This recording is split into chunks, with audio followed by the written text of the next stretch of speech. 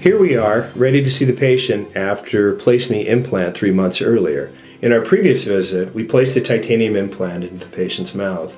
We let the bone grow in and around that implant for about 3 months. We take an impression of the patient's mouth and send it to a ceramic lab where they fabricate an implant crown to go over the top of our implant. We have our crown back from our ceramic lab and we are ready to place it into our patient's mouth. That's the healing abutment on top of it.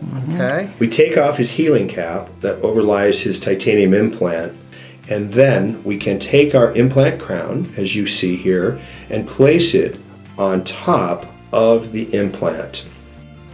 We firmly tighten it down with a dental implant screw. We use a specialized torque wrench to tighten the screw just right. So we're going to take an x-ray of that. Now we take a dental x-ray to make sure everything is fitting perfectly. Oh, I need an x-ray, please. Perfect fit, as it should be.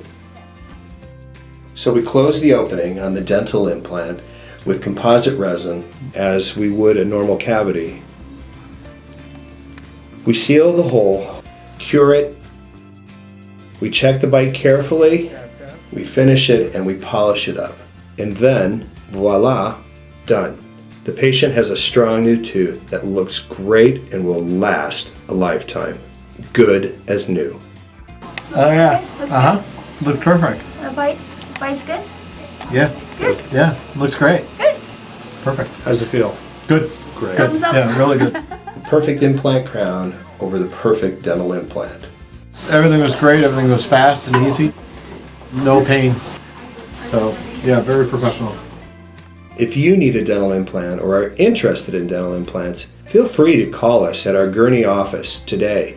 We'll take great care of you.